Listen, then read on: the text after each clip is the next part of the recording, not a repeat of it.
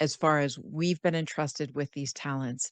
What will we do with them in the world while we're here? And I just have a little small personal short story to share about that. I'd had an experience where we have 7 children, and our seventh child at the time I was pregnant with, he was diagnosed with trisomy 18 when I was pregnant with him. And I knew about halfway through the pregnancy that he was given a diagnosis that meant he was incompatible with life. And I went to find books about it. I couldn't find books about it.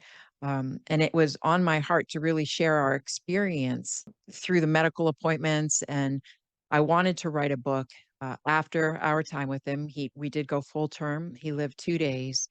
Um, and I just sat on that. I sat on that idea. I had all of these notes written on napkins and in notebooks and on my computer. And every year, the parable of the talents would come around in church. I would hear it. I'd be convicted. But this one Sunday, I heard it. And I thought, about the story I just told you about the one that had buried his, the others that had invested theirs. And God spoke to me at the time, and he said, but I needed you to share your story because I was going to use it for this person over here who would then potentially share it with this person over here. And then he was like, Susan, that time that those times that you've had an idea and then you sat on it and you saw somebody else do the idea and you got totally annoyed because you were like, I could have done it better or I would have done it this way.